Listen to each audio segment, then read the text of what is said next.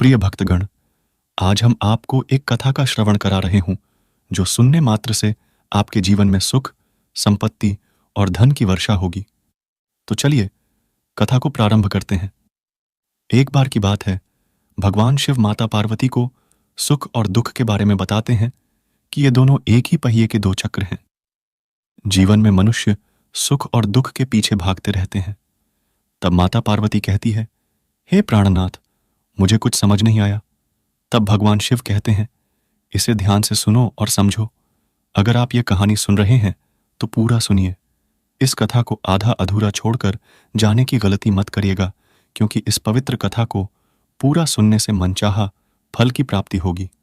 इसलिए इस कथा को पूरा सुने। आप शिव भक्त हैं तो भोलेनाथ का अनादर न करें।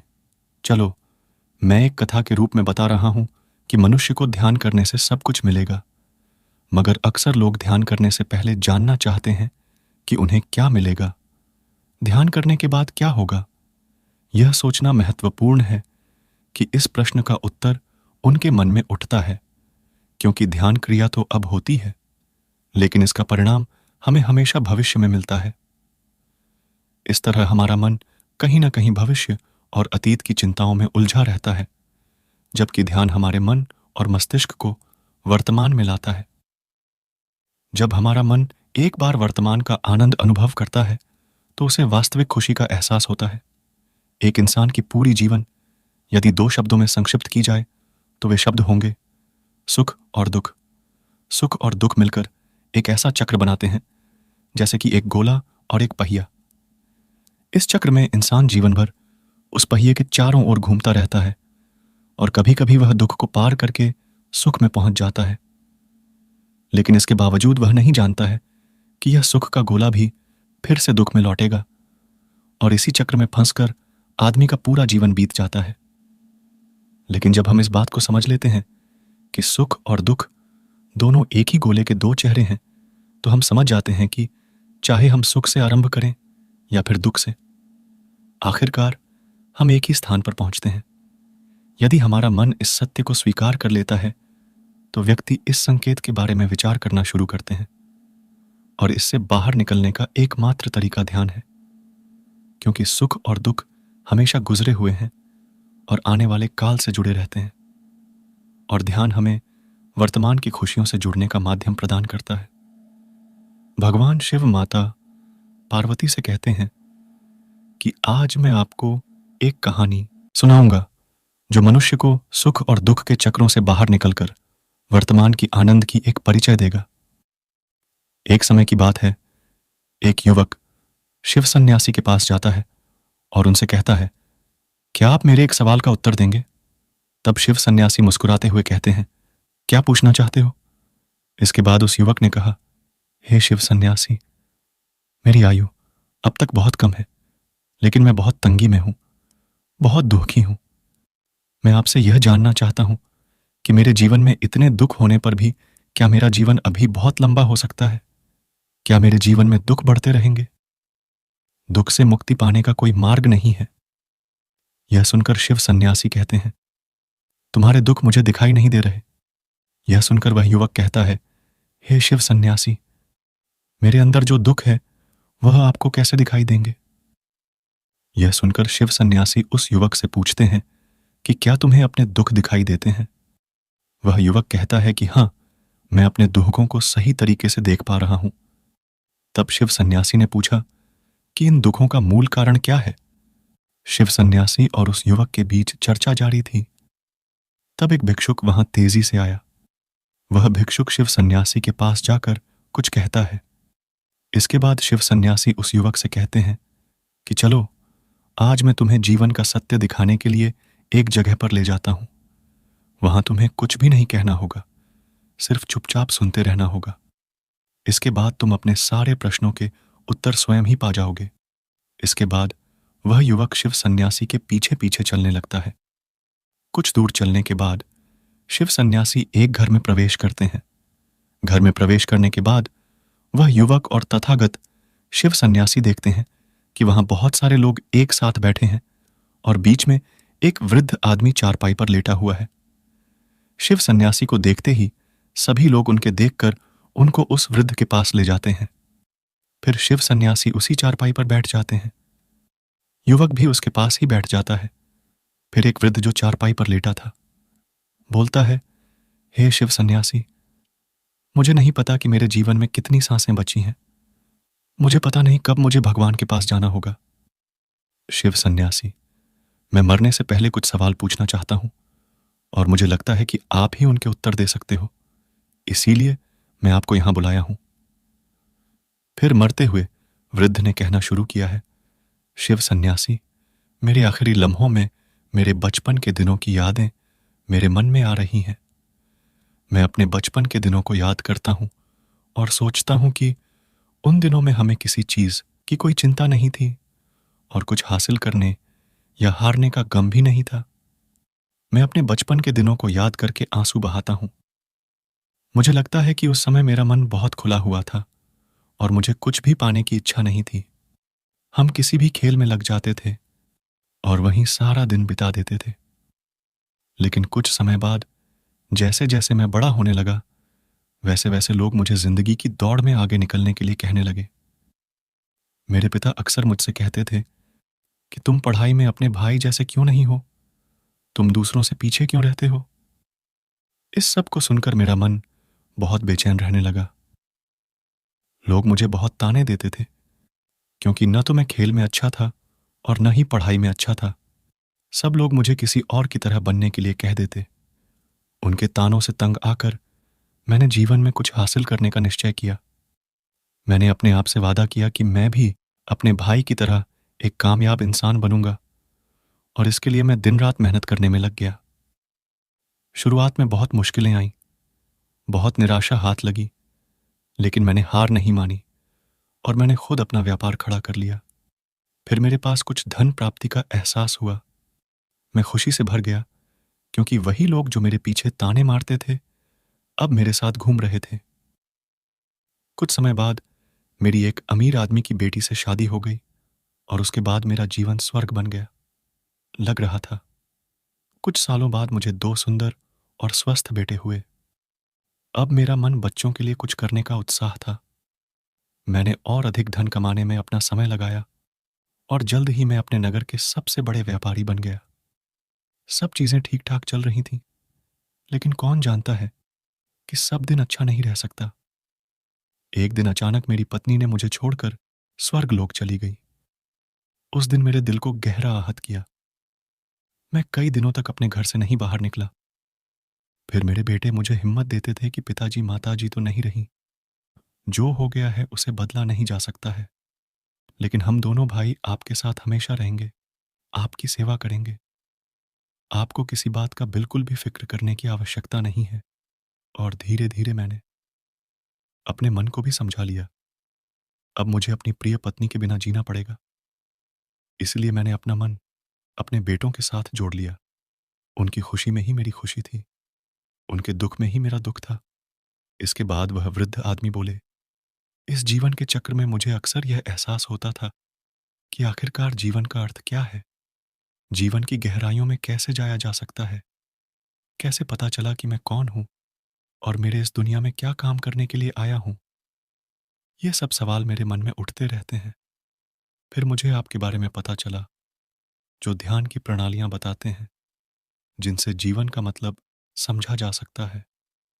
लेकिन मैं हमेशा सोचता रहा कि पहले मैं अपने जीवन से सभी कष्टों और संकटों को दूर कर दूं, फिर ध्यान में पूरी तरह मन लगाऊंगा।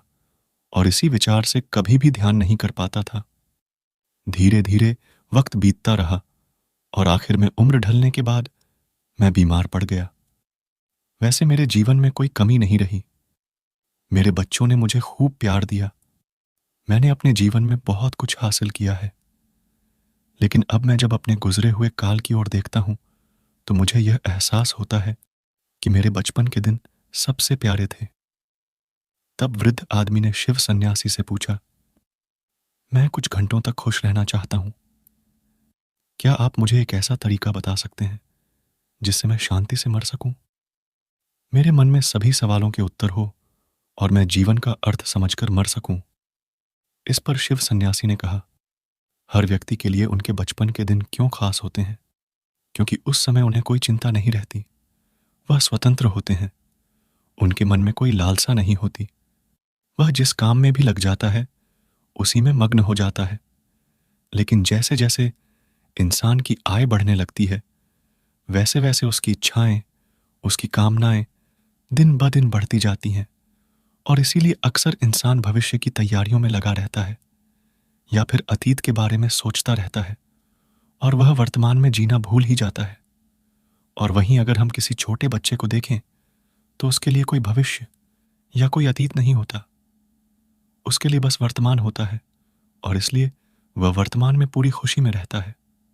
तुमने अपने पूरे जीवन को अपनी सफलता और अपने बच्चों, अपनी पत्नी और अपने भविष्य की योजनाओं में ही व्यतीत किया, और तुम हमेशा यही सोचते रहे कि पहले हम अपने जीवन को व्यवस्थित कर लेते हैं और उसके बाद सत्य की खोज करते हैं। उसके बाद हम ध्यान पर समय देंगे। लेकिन हम यह भूल जाते हैं कि कल कभी नहीं आता। भविष्य की योजनाएं कभी पूरी नहीं होती। जब एक योजना पूरी होती है, तो हमारा मन दूसरी योजनाओं का इंतजार करता है, और इसी तरह जीवन का चक्र चलता रहता है, चलता रहता है। और अब आखिरी समय में जब मृत्यु आपके पास है, तो आपको एहसास हो रहा है कि आपने जीवन में कुछ भी हासिल नहीं किया। अब आपको लग रहा है कि जो कुछ आपने किया है, उसमें से एक भी चीज आपके साथ नहीं जा सकती।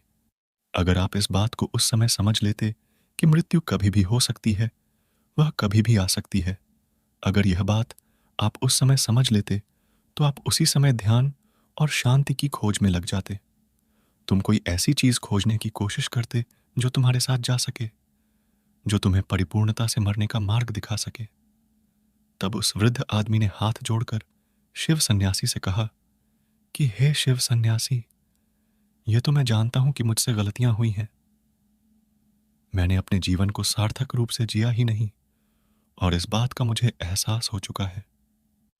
लेकिन मैं आपसे फिर से वही सूत्र जानना चाहता हूं कि क्या मैं अभी शांति के साथ नहीं मर सकता? क्या मुझे अभी शांति की कोई झलक नहीं मिल सकती? यह सुनकर शिव सन्यासी ने उस वृद्ध का हाथ सहलाते हुए कहा कि अब तो एक ही सूत्र समझने लायक रह जाता है, और वह सूत्र यह है कि तुमने जीवन में जो कुछ भी पाया या जो कुछ भी खोया, वह सब यहीं पर छोड़कर चले जाओ। उसे अपने मन के साथ जोड़कर मत ले जाओ। अपने मन में यह भाव पैदा करो कि तुमने अपने जीवन से बहुत कुछ सीख लिया, और यथार्थ में तुमने अपने जीवन में बड़ी तरक्की की है, क्योंकि तुमने समझ लिया है कि जीवन में कुछ भी अर्थपूर्ण नहीं है, और यह जानना भी बड़ी महत्वपूर्ण उपलब्धि है। लोग अपनी पूरी जिंदगी गुजारते हैं, लेकिन उन्हें जीवन की व्यर्थता का कोई पता नहीं चलता। इसलिए अब अपने मन से सभी प्रश्न हटा दो, और इस भावना को पैदा करो कि जीवन में जो कुछ जानना था, वह सब जान और समझ लिया हूं, और अब जीवन में कुछ और सीखने के लिए बचा ही नहीं है। जब तुम इस भावना में लिप्त हो जाओगे, तो तुम पूरी तरह खाली हो जाओगे। हमने जीवन में जो कुछ भी पाया, जो कुछ भी खोया, वह सब इस संसार का हिस्सा था, और वह यहीं रह जाएगा। हमारे साथ कुछ नहीं जाएगा। हम खाली ही जाएंगे। हम पूरी तरह खाली हो जाएंगे। और जो लोग खाली होकर चले जाते हैं, उनके अंदर वास्तविक ज्ञान का प्रकाश होता है, और वह आगे चलकर दूसरे जन्मों में उस निर्वाण की स्थिति को प्राप्त कर सकते हैं। लेकिन उससे पहले तुम्हें इस जीवन की निरर्थकता को समझना होगा। यहां पर कुछ भी पाना या खोना कोई मायने नहीं रखता।